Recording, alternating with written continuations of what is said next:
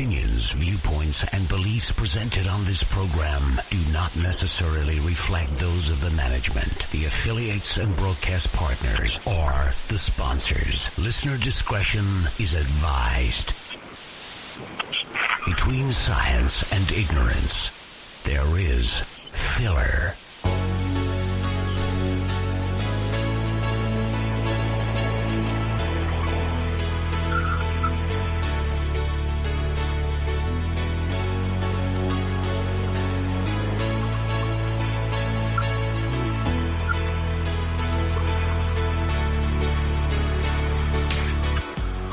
And good evening, everyone, and welcome to Paranormal Filler, the last episode of Paranormal Filler for the year 2016. Original broadcast date is the 18th of December. Our guest tonight is Bill Hartley. You know him from Ghost of Shepherdstown. I know him from Phenomenology. And way back in radio, so we're going to be catching up. Y'all are going to get real bored tonight because me and Bill's just going to catch up and forget you all are even around. I do want to remind everybody that Paranormal Filler is sponsored by Ken Boggles, House of Cards, tarotbyken.com. I would like to wish everyone a Merry Christmas, Happy New Year, and any other ethnic and or religious holiday that you would like to throw in over the next 2 weeks, because like I said, this is the last episode of the year, so I won't be back until after the new year. The way the holidays fall this year, I didn't even try to schedule anything over Christmas and New Year's. So Paranormal Filler, gone off topic, off the air until the new year. And Scarefest Radio is still up in arms. We don't know. We could have an episode, we may not. Who knows? But I'm going to tell you, okay, it is cold. You know how you know it's cold? When you have Canadians in the chat room bitching about how cold it is. When it gets cold enough to get the Canadians bitching, you know that it's cold outside. So we got that going on. And I want to thank everybody for listening to Paranormal Filler over the last year and the projects that I've been working on. I want to thank everybody for their support, and I look forward to being with you after the new year.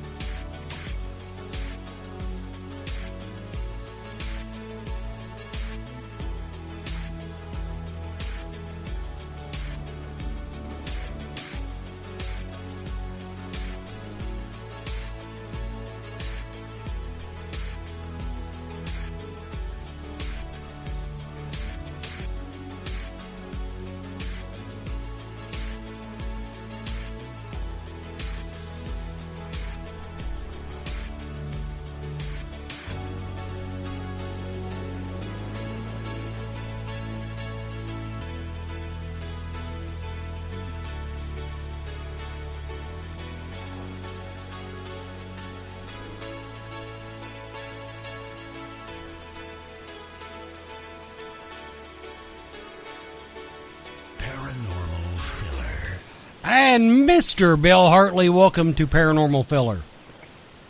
Hey, Wes. Thanks for having me on. I appreciate it. Well, I always try to get everybody after their show's off the air. I never get anybody while the iron is hot, as they say. No, everybody, okay, now, Bill and I mean, we're not drinking buddies, but we go way back. I interviewed you back on the old Paranormal Icon, if I'm not mistaken, over on Live Paranormal. Yes, you did. And yes, you did. What's the name of your paranormal group? The Greater Maryland Paranormal Society. Greater Maryland Paranormal. That's what that stands for. The GIMP Society. Greater Maryland. Yeah, GIMP. I could see now. I didn't really think that too well before I named the group. I figured, once someone pointed out what the acronym was, I was like, damn it. Oh well. And you already had T-shirts and shit made, I'm sure. But no, it Well, I was sort of getting like the ghost logo with a ball gag in the mouth or something. And, we came close to that. There you go. Hey, it would sell. Everybody needs a gimmick. No, I have great respect. First of all, okay, now Bill, I'm going to tell you, Ghost of Shepherdstown. One thing I was disappointed in. Every episode, I was expecting you to show up in your Civil War garb. The closest I came was episode 1 because they loved me in hats, and I like hats. It became a running gag because literally when I showed up for the first day, I opened my trunk to get some equipment out, and I had like 10 hats in there, and our exec producer was looking at it saying, "Oh, so you like hats? Maybe you should wear one, like a different one each episode." And it got to the point where I was like, at one point I want to take my hat off because I want people to know that I actually have hair. But we did episode 1, and we did the ceremony at Antietam Battlefield, and I wore one of my reenactor kepis, which is one of the ones I wore through almost my entire reenactment career. So that's the only thing that I was able to bring out of the old mothballs. Because everybody, what it is, okay, I was aware that Bill was into reenactment, but when he showed it, we were at Phenomenon, or Phenomenology, I think they called it that year, but down in Gettysburg, and Bill shows up, and in full Civil War regalia, top to bottom, and looked very authentic. But the one thing that got me, though, okay, we showed up a day early, not knowing the actual schedule of the event because we listened to the wrong person, wasted the first freaking day. Then Bill shows up on time and says, "Boy, I wish I'd known you were here. I'd have took you on a big tour of the battlefields." And so that's... Offer still stands if you make it back up here. I'm going to tell you, it is one of the places that I definitely want to go back to. I'm just hoping that, A, to have a good excuse to go so that it's a business trip, and B, I'm hoping that that I can leverage what little celebrity I've managed to gain to get at least my gas money paid or something. Because I'm going to tell you, that was a hell of a hike. Yeah, you're coming out of what, Kentucky, right? Yeah, and I'll just say, well, actually, if I'd just looked at a road map instead of going by GPS, I think it probably would have been an easier drive. But my GPS took me just some god-awful route for the last 20 miles. That it's a shortcut, I'm sure, but at 3 a.m. in the morning, it was not fun. But incidentally, I'm going to try to get you up here in Kentucky. Chris Sutton and I have our eyes on a location that is just steeped in Civil War history. Okay. And the Octagon Hall, if you've heard of it. No, doesn't ring a bell. Okay, well, look it up. Anyway, no, it's an old house, and it was used for a Civil War hospital. It's a neat place, and I just think that with the history of the place, I think as far as paranormal celebrities go, I think you would just be the perfect pick for that location. Jesus, I'm not a paranormal celebrity, Wes. You are? Okay, now, once you get on TV, okay, Bill, we're going to have this discussion. Now, I am a paranormal... All right, let's do it. I'm a paranormal personality. I am not a celebrity. But you have actually been on TV, and people know who you are. Now, I'm not saying the bar is set all that high, Bill. Don't get me wrong. I'm not saying that, you're... But I'm saying that... So you're saying my dream dinner with, Harrison Ford is not in the works just yet? Well, okay. Talk to Dustin Perry about that. The secret is to go to a convention that Harrison's at and cozy up to him in the VIP room. That's. But so I'm not. Sounds a little shady. I'm not saying it's out of the cards. I'm just saying that no, he's not likely to call you up and say, "God, I love the show."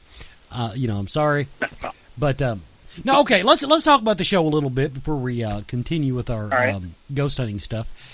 The show was the #1 rated premiere, I understand, that Destination America had the opportunity to host. Now, did anyone at the network ever explain why they drugged their damn feet so long after having the #1 premiere? Obviously, the show was popular. The show was well received. It was loved. And well, it was actually their highest-rated series through the duration of all 6 episodes that they've ever had to date, and it hasn't been topped yet. And then they still don't. Okay, they did. Did they? Okay, now I don't even know if you can tell it or not. Did they finally agree to continue the project? Well, I can't really officially say anything, but I will point out the fact that they did do an episode 7, which was called Return to Shepherdstown, or Return to Ghosts of Shepherdstown, the Return, something like that. And I had the opportunity to make a voice cameo on the show. And basically it followed now Chief Mike King of Shepherdstown, meeting with some of the people we investigated throughout the duration of the episodes. And the end of the episode kind of alludes to something that I'm sure that if anybody watched could kind of pick up where they're going with it. Okay, that's fair enough. Because I'll tell everybody out in Radio Land, I happen to know they can make these guys film an entire other season and it never hit the air. That's how hinky these TV networks are.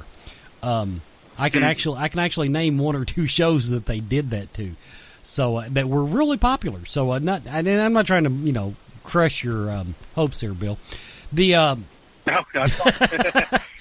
But okay, no, really, Bill. I met you, and like I said, I knew you before this, so I was really, I was really puffed up. Say, hey, there's my buddy on TV. Not that he probably would have remembered me if he saw me in a crowd, but the point being, you're one of the few people that I actually talked to at that convention because if you may remember, we had this conversation. I'm not a convention guy. I don't usually go to para conventions. And I've only, at that point, when I had met you and everybody with Live Paranormal there, this was been only my second one in the duration of, I think at that point, 7 years of paranormal investigating. And both times were in Gettysburg, and both times I opted to go in my reenactors uniforms because I didn't want the attention of being known as a paranormal investigator. I just wanted to walk through and hear everybody else's tales of how they've reinvented the paranormal field. So, that was like my disguise, per se. I can kind of fit in because it is Gettysburg, and hey, look, there's a reenactor, cool. So I got, some people knew, you guys knew what I do. Andrea Perrone, who was there, she knew what I did, and a few others, but most of the people who were there were kind of just looking at me like, look at this fat bastard. He's got to be hot in that outfit. I don't remember anybody thinking you would be hot in it, because I don't remember it being all that warm to begin with. That being said, actually seeing somebody in a Civil War uniform in Gettysburg, you don't even look. You don't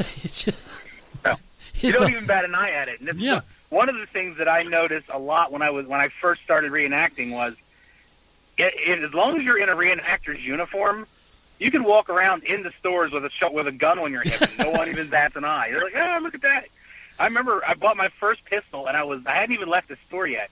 And a friend of mine who I had reenacted with was coming in the store as I was going out. And I was like, dude, check this out. And I'm like whipping out this pistol and showing it, and no one's like, oh, it's a reenactor, whatever. Look at them. They're fun. But now, to follow up on that, okay, now, like you said, you didn't go to a lot of conventions. Well, you're going to them now. How? Done a few. I know you're a grounded guy. Because for one thing, the people that have actually paid their dues in the field, as they say, you were out there watching your blinky lights in the dark long before most of us that are in the field. How does it feel now to go to these conventions and have to get up and speak about the show and to do radio and be invited on radio shows for your stardom and not just the fact that you know what an EMF meter does? My stardom. Jesus, Wes.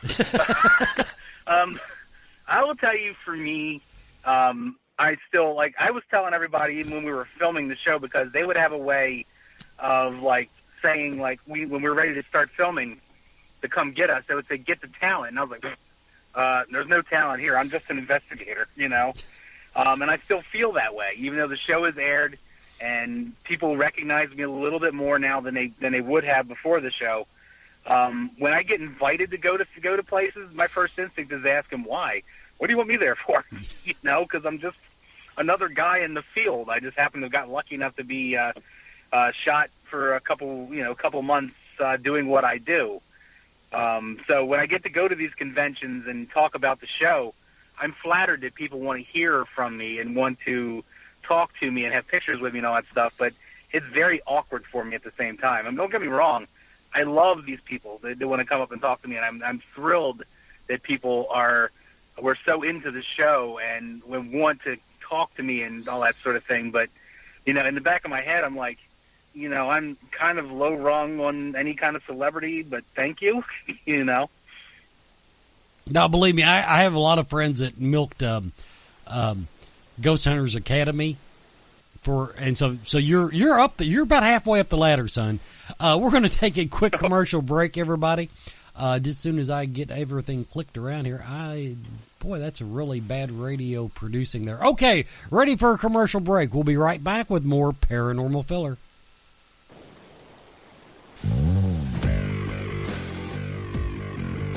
Hello, friends. Are you exhausted with life? Resent your children? Maybe your husband is cheating on you.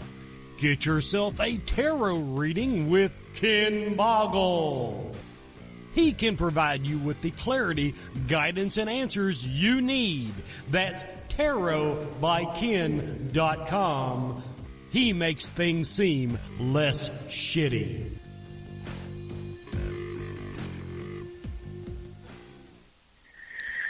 And we're back with more Paranormal Filler.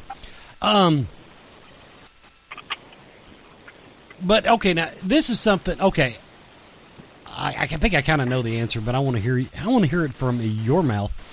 Okay, like I said, you were an old-time paranormal investigator. I'm probably older than Correct. You are, but you've been doing it a while. What is the first thing that goes through your mind when you finally know you're going to get a paycheck for doing what you love? Well, for me, it was weird because in January of last year, before we filmed, January of last year, I was in the hospital, and I had something physically wrong with me to the point where I wasn't allowed to return to my job for more than 2 months. So by the time that had passed, I had lost that job, so I was unemployed. So when they interviewed me and, asked me about the show, and I talked it over, and it finally came to be that they said, okay, this is your start date, all I kept thinking about is, oh, thank Jesus, I'm working. I didn't even think about it being the fact that I'm getting paid to do something that I love to do, that I've been doing at that point for like 11 years. So I was thrilled just to be getting paid.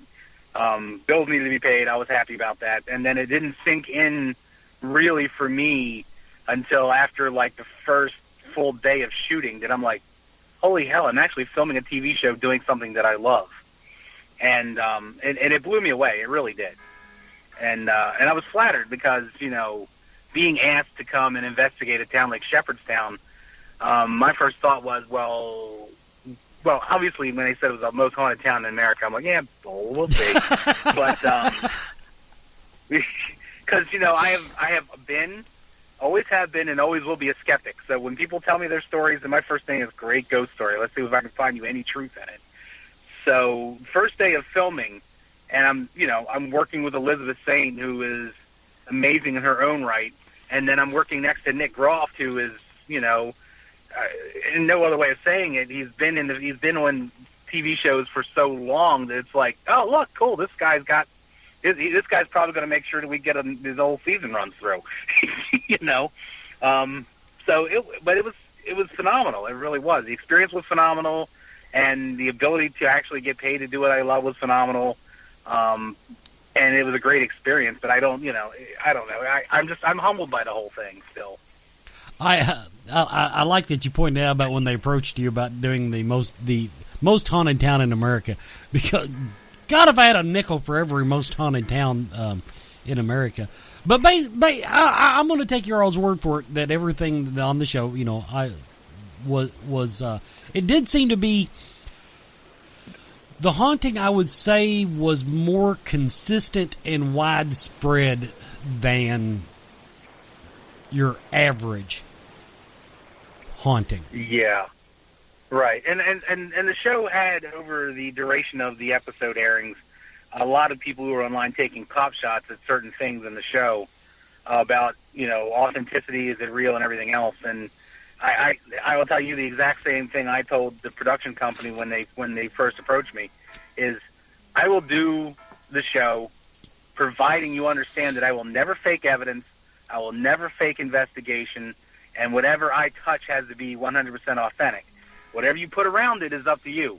But I will not fake shit, because I've been, now at that point, like I said, 9-10 years in the field, I was not going to put my reputation and the reputation of all the people that I have worked with in that last decade in jeopardy just so someone can make an entertaining TV show. I'll put it this way, I've never accused any show of actually faking evidence. Now, I have caught sometimes where I thought that, okay, they played it up a little more, as far as whether it was explainable or not than maybe it deserved. But no, on your old show, actually, it was mostly a reaction show. In other words, there wasn't a lot. There was some data collected, some hard evidence. But you all didn't dwell on that as much as you dwelled on the story behind it, and and your all's reaction. Now, here's one thing. Okay, TV, little TV thing. Like I said, the experiences. I'm taking you at your word. Everything was authentic. But how many times did they miss the good shot when you reacted to something and they made you do it again? They didn't. That was the really good thing about it, because Tasia Lyman, who was the showrunner and the exec producer and all that good stuff, she had a background in paranormal TV series to begin with, and she understood that she had to have cameras follow us as closely as possible to catch those reactions, but you can only capture a true reaction once. And she knew that if they missed it on camera, they weren't going to be able to catch us actually feeling the excitement that would be captured on a normal basis. So they never really did that. And you can tell, because episode 3, which is my favorite episode, and I think had the most incredible evidence as far as an investigation on the show went, we were in this house, and at one point, Elizabeth and I were doing a sweep on the second floor, and this door that leads to the attic slams. And they don't capture the door slamming; they capture the sound, and they capture us jumping, because that was it was a startling, loud, angry slam. And and we were like, "Was that door?" And then my first reaction was, "Okay, we're filming, and there are people like downstairs as far as production goes, because we're filming here." So my first instinct was, is somebody up there? Somebody, not a ghost, not anything paranormal, but did somebody from the crew slam that door to get a reaction? And I turned and looked at them and I said, "Is there anybody up there?" And they're like, "No." And I said, "Well, there better not be anybody effing up there. I'm going to kick their ass." They captured all that on camera, right? Mm-hmm. And then they said, no one's up there. And I said, "All right, I'm going to go up and look. You care?" And they're like, "No, go look." So as I started to go up the steps, it's too dark to see the door. I mean, you can see the door a little bit, but you can't see the definition of the doorknob and stuff. And as I got to that door, the doorknob was physically moving in front of me, like someone was trying to open the door again. And my reaction was, "Oh, the doorknob's moving." And I grabbed the doorknob and I tried to force my way into the door and all that stuff. But they didn't capture me seeing the doorknob, nor did they try to recreate that. So that points out that they were really trying to get everything on the one shot, which I really liked, because I'm not an actor, and I could never fake that enthusiasm a second time. Nor could I fake the fact that I was pissed off, because I really went into it thinking somebody from production was slamming doors. Now, based on my experience in the field, I wouldn't even have the thought of somebody doing it to startle me would not even have occurred to me, as much as some asshole not paying attention to what they're doing. Because one of the worst startles, my fear, when people ask me, "What's the most afraid you've ever been?" It was when some girl screamed over something that was not paranormal at all. So, one of those one of those stupid moments that happens to get caught on camera. Well, that happens, and the people have asked me over the years, do you get scared investigating? I'm like, no, I've never been scared in an investigation, but I've been startled, and that clearly shows what I'm talking about. I mean, you're paying attention to why a millimeter is screaming its ass off, and all of a sudden this door slams. You're going to jump when you're not expecting it. And I don't know. I love that episode so much.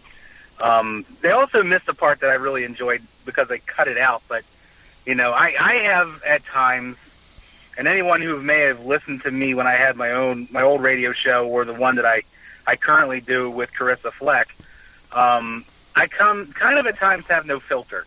And I have a maybe more robust personality at times. And when I did episode 1, I was trying to be as professional and even-keeled as possible, and I was biting my tongue on some of the comments that I would normally say. And by the time we got to that episode 3, they said, well, we want you to let some of your personality out. My first instinct was to say to them, are you serious? You really want me to be me? And they're like, yeah, we want you to be you. So we're in this lovely house, and we're interviewing this family, and we're talking about how they don't keep curtains on the windows because whatever is in the house keeps drawing the curtains day or night and whatever. So the only thing that they have is the old wooden shutters that come out of the windows. And so, but we're standing in this house, and it's pitch black out, and we're seeing cars going up and down the street, and I'm looking out, and I'm like, every window is exposed, so anybody that walks by this house can see what they're doing. And I noticed at the same time that on this back table, there was this big backgammon table, or board set up. And my first instinct, because she's in, pajamas, he's standing there in a pair of boxer shorts, and I was like, they were like, well, what can you do? And I said, well, don't worry, we're going to get to the bottom of this, and then you'll be able to get back to, putting curtains and shades in your windows so you can get back to naked backgammon. And I didn't make the episode, but I was like, that's my personality. That's the things I would say to people. And that's pretty much it. Yeah, okay, I believe me, I'm with you there. Working with Greater Maryland Paranormal, I know one of the things that actually kind of the reason I was with, I don't want to say the wrong team, but I was with the wrong kind of team back when I was active in the field. It was an open membership group, so I was having to work with new people all the time. But now, Greater Maryland, You've been doing this a while. I know a team dynamic, knowing that you can rely on so-and-so to keep their mouth shut. You can rely on so-and-so to tag their stomach demons. Working with a team for several years, you get into a routine.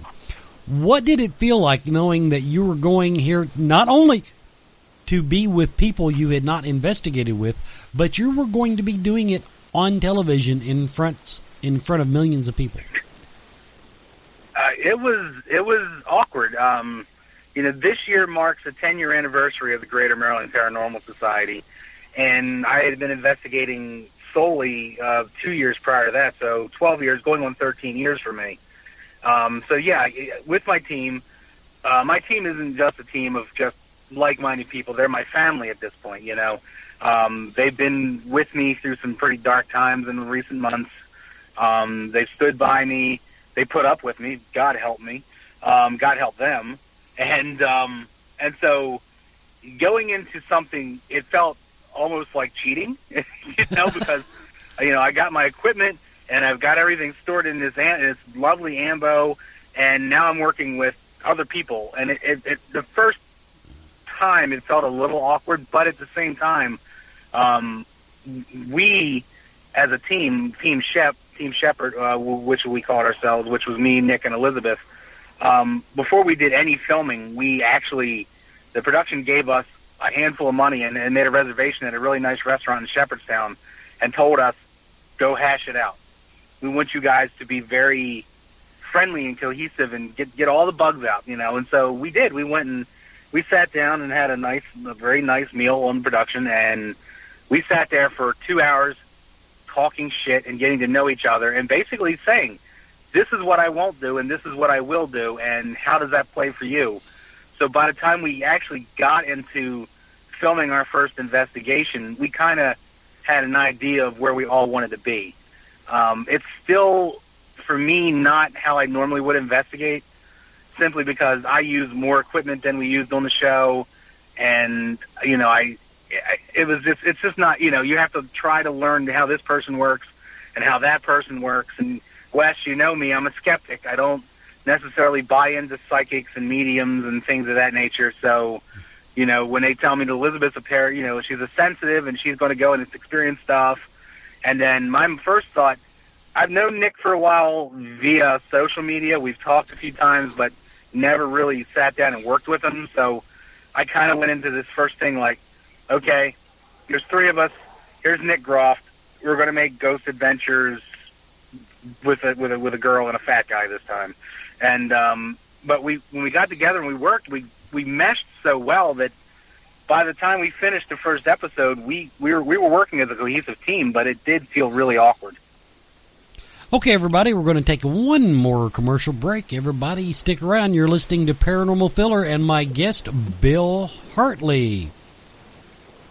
TarotByKen.com. Unlike other tarot readers, Ken reads multiple spreads during each session to provide you with clear, concise answers and guidance. Don't take my word for it. I'm just a voice on the radio. From Kelly, one reading with Ken completely changed things around for me. Jennifer, I feel so rejuvenated about my life. Melissa, it has changed my life. Visit TarotByKen.com to arrange your own tarot date, or you can call or text Ken at 859-229-4833. Gone Off Topic, where each week your host, Wes Forsythe, explores the unusual, the weird. That's the same thing. The strange. Still the same thing. The bizarre. What the hell, dude? And the controversial. Okay, yeah, there's that. Nothing is off limits. Well, maybe. Nothing is out of bounds when you've gone off topic. Gone Off Topic. Sunday nights, 10 p.m. Eastern. ParanormalFiller.com.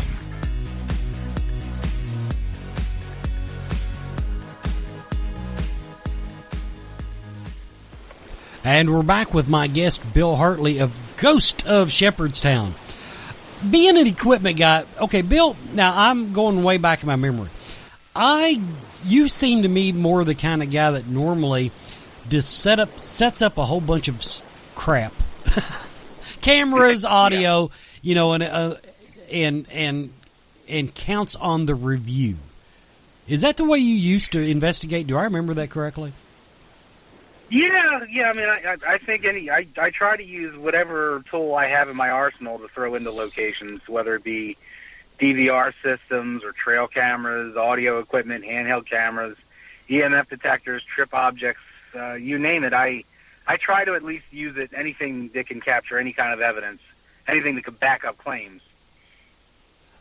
So did you feel a little naked going in with a mail meter and a digital recorder? Well, we had the DVR system set up inside the Beast, which is our name for the Ambo from the series. So we did have that running.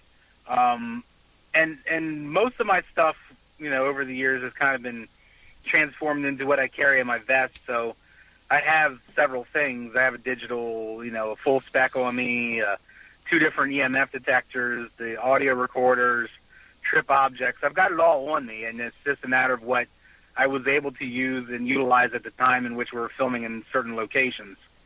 So it was a little different. It's worse now because since I've been asked to go to a couple of some really nice locations by some really nice people, like I got to go to Preston Castle back in the summer, and because all my equipment that I carry now is in this big army vest, my first thought was, well, I can't take equipment because the minute I go to the airport with that, I'm just going to get shot down. So that was the most naked I felt, is to sit there and someone loan me a K2, so I'm not sitting there with nothing in my hand. But I did have everything. All these tools that I used were on the Beast, and we tried, or at least I tried, to throw as much in as I could. And there was a lot that wasn't shown in the show because it was all whittled down for editing because, investigations were usually filmed over a duration of 3 separate days.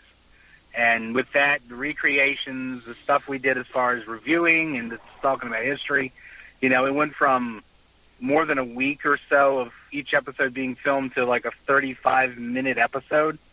So unfortunately, a lot of the stuff that would have been seen wasn't, just because they fit in, I guess, what they deemed to be the best of the investigation into the show. Well, that's. I mean, I think surely everybody knows that has to happen by now. And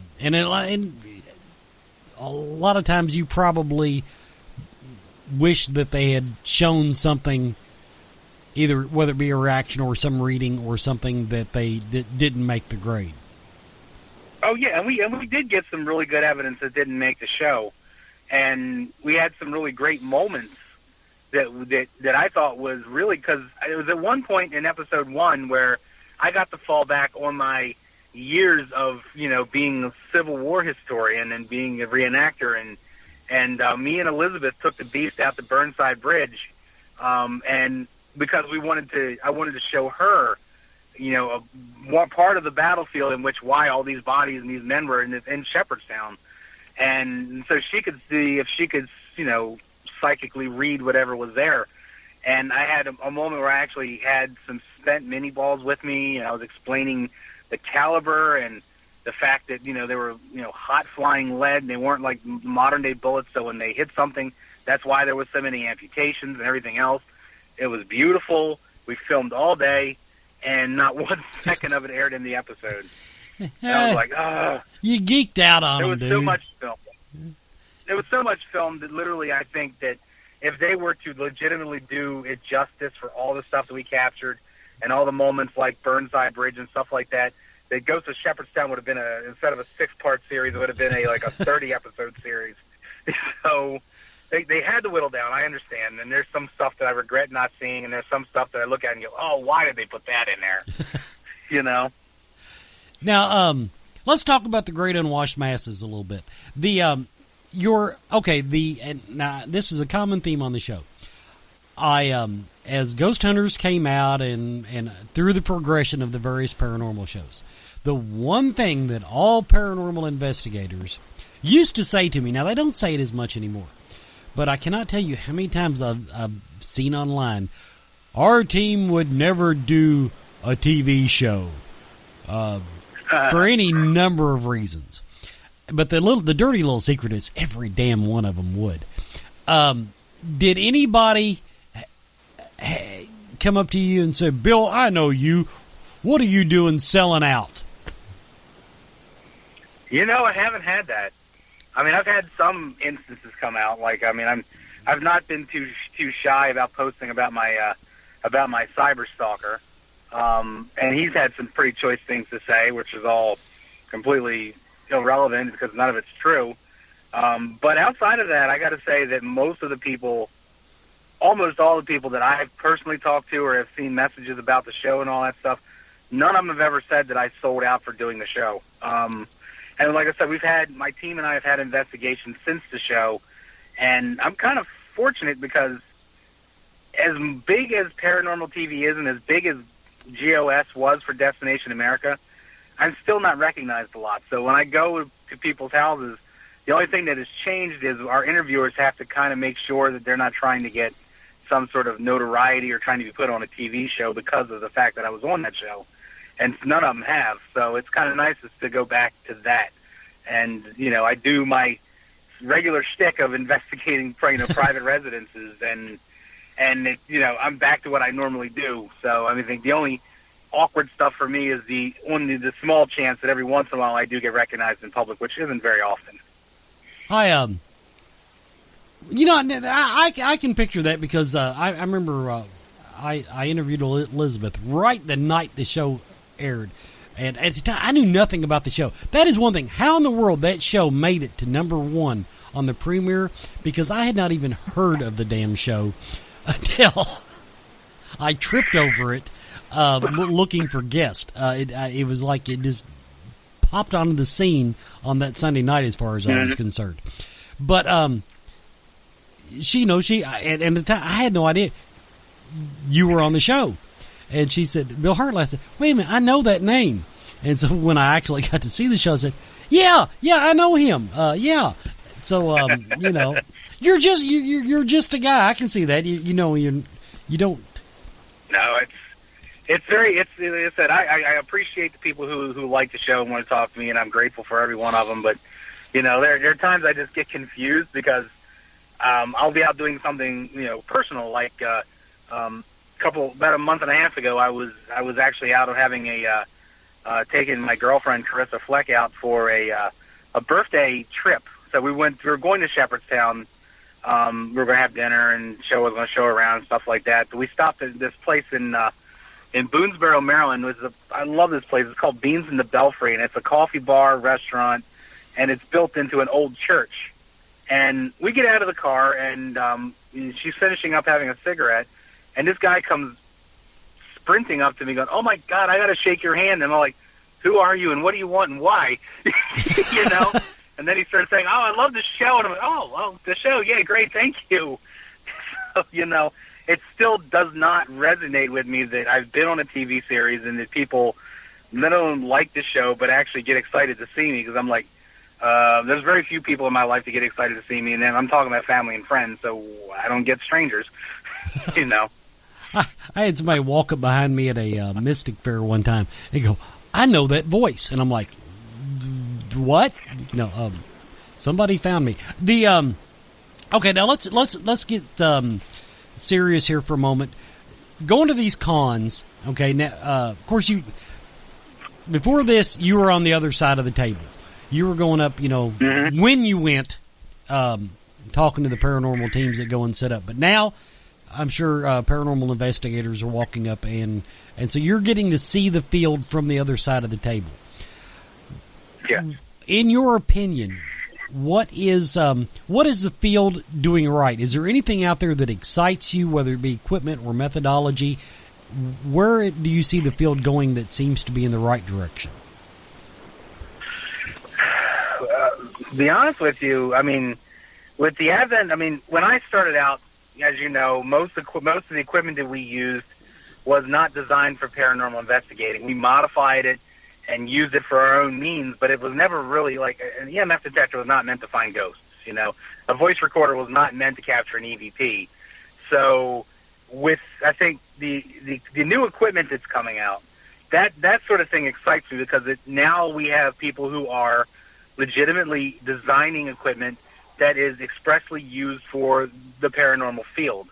My own, one of my best friends and TV hosts with me, Elizabeth Saint herself, is designing paranormal equipment now, and I just think that is the part that I think is advancing, is the equipment part of it. But sadly, I also think that the field itself hasn't really moved forward in the 10, 12 years that I've been doing it.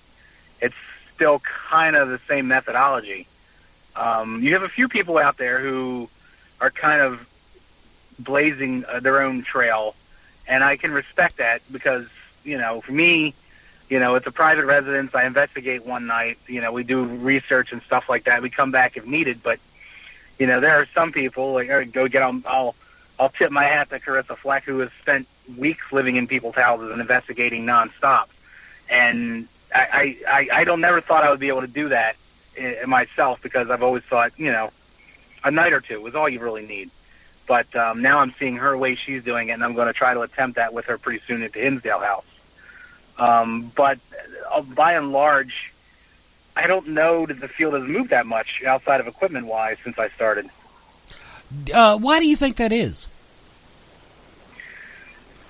I honestly don't know. I think it's because most people are complacent. They get into the groove. They know how they want to investigate, or they know how it looks like it's been done on TV, and they emulate that, and they're not really trying to, break the glass ceiling and try to advance out and try to be, a forerunner for something new. But like I said, you get the few people here and there who are trying different things, and I think that's great.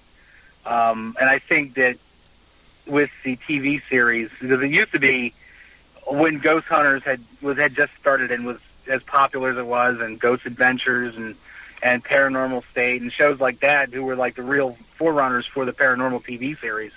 I think it brought up a lot of teams and a lot of groups together who thought it would look cool on TV, and all never grew beyond what they saw on television. I agree with you. It bugs me. Now, I'm not against the TV genre. Otherwise, I wouldn't be doing what I do. Oh, no. You know, of course not. But the thing is, I love the TV shows that they get people interested in investigating. But I'm with you on, I don't understand why more people don't want to push the boundaries to find, because I tell you what, every time I see somebody use the excuse, well, we may never know what a ghost is or what the paranormal is, I'm like, well, then what the hell are we doing? Well, I always tell people, I said, because people have asked me before, and more so since the show came out, and they have more interest in myself and what I've done over the years. And they're like, well, how do you start ghost hunting? And I said, read everything, learn everything, and then unlearn everything you learned, and try to make your own way of doing things, because we don't know what is actually going to be effective, what is right or what is wrong. Is it better to investigate at night? Is it best to do it in the daytime? Does this piece of equipment work? Are we actually capturing disembodied voices? We won't know any of that until our asses are buried 6 feet under and we're on the other side. And when we are on the other side, then we can go, oh, look, that was working, or that didn't work at all, did it? You know?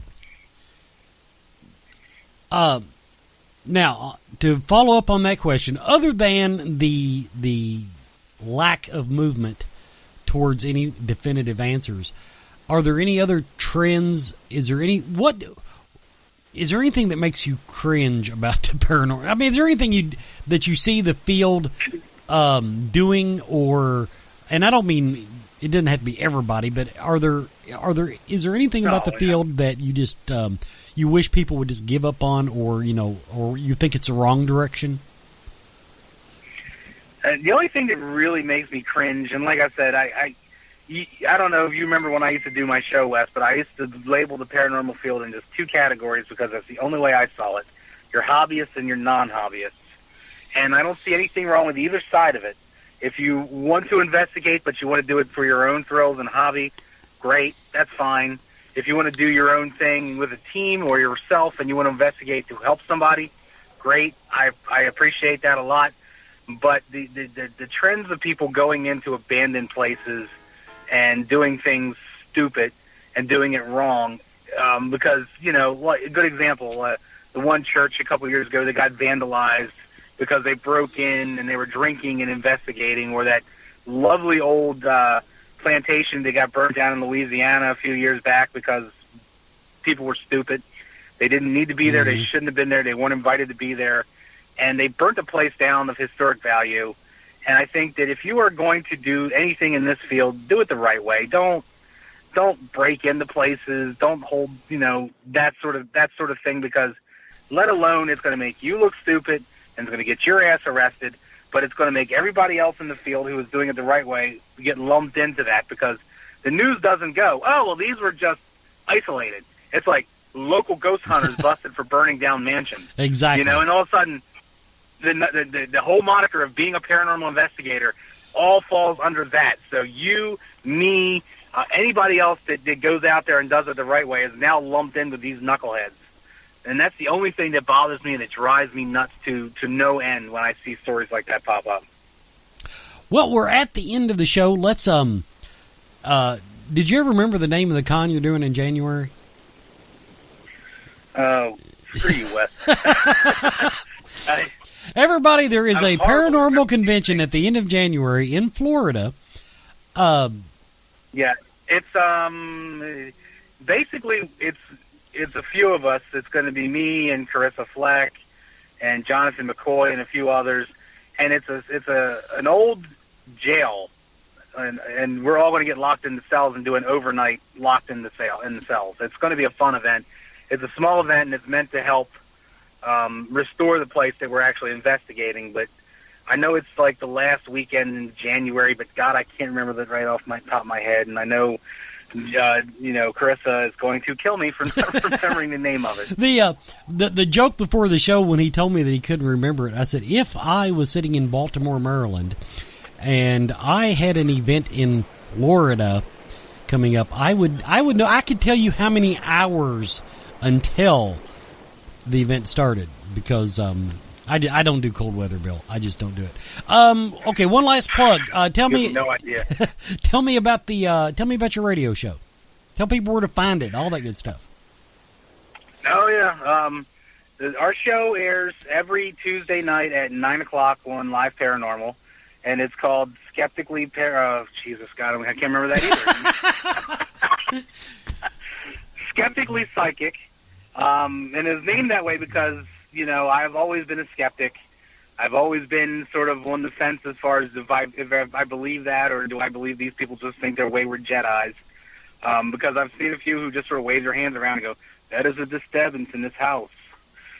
So, so I'm the skeptic, so I'm skeptically. And then psychic would be my co-host, my soulmate, and my girlfriend, Carissa Fleck, who is a psychic medium. And believe me, there has been more than a few people that find it ironic that the biggest skeptic to psychics and mediums would start dating a psychic medium. So, don't ask me. I don't know how it happened.